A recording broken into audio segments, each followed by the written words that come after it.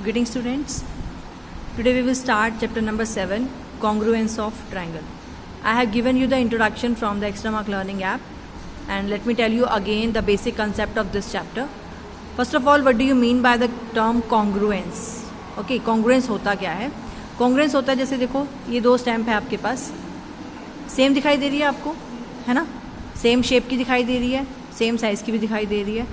सो अगर इस दोनों को हम एक दूसरे के ऊपर रखें तो ये कम्प्लीटली एक दूसरे को कवर कर लेंगी, है ना, ओवरलैप कर लेंगी. ठीक है, सुपर इम्पोज हो जाएंगे एक दूसरे के ऊपर अगर हम दोनों को एक साथ रखते हैं, एक दूसरे के ऊपर रखते हैं तो. ठीक है, यानी कि these two stamps are same in shape and same in size. ठीक है, तो उन ऑब्जेक्ट्स को हम क्या बोलते हैं? Congruent.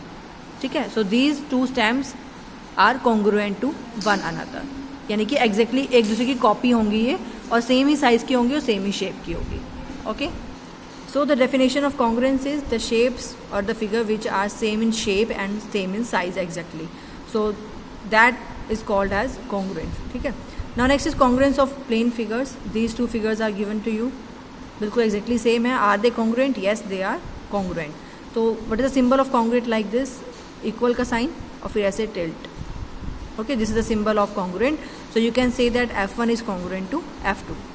Next we have congruence among line segment. आप कब कहोगे कि दो लाइन सेगमेंट जो है कॉन्ग्रुएंट हैं? ठीक है, अब for example these examples are given to you. ठीक है, इसको इसके ऊपर रख के देखो, ट्रेस करो इसके ऊपर तो ये इसको पूरा कवर कर लेगी. So these are congruent. But जब इसको आप इसके ऊपर रखोगे तो ये इसको पूरा कवर नहीं करेगी, तो these are not congruent.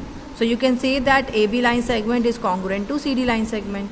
Okay, next is the result. If two line segment have the same, यानी कि इक्वल लेंथ है अगर उनकी, जैसे ये 5 सेंटीमीटर है and this is also 5 centimetre, so only then you can say that these are congruent.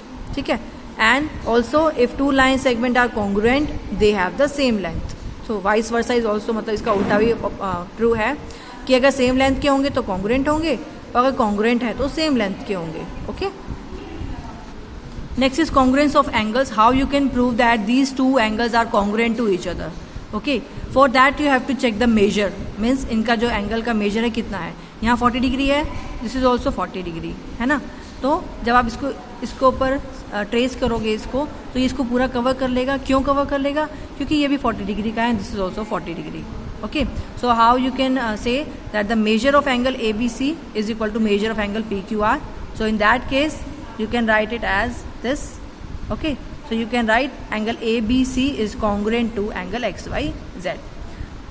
Angle जो ये सिंबल जो है आपको बहुत ध्यान से बनाना है कॉन्ग्रुएंट का, लाइक दिस. ओके, और क्या रिजल्ट बनेगा?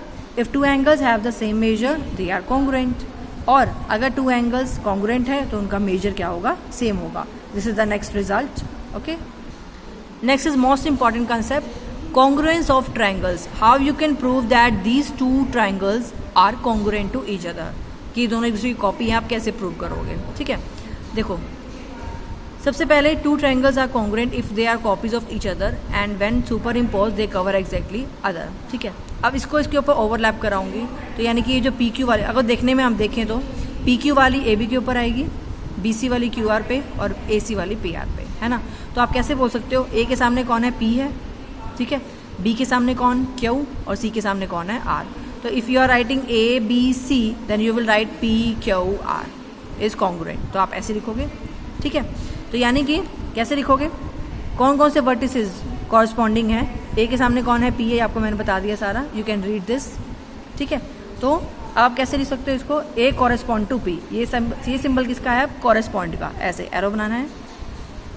क्या मतलब है इसका? कि ए के सामने पी है, बी के सामने क्यू है, सी के सामने आर है. अब ये हमने क्यों लिखा? ये हमें नाम लिखने में हेल्प करेगा. ये नेम जो हमने लिखे है ना, इसको लिखने में हेल्प करेगा.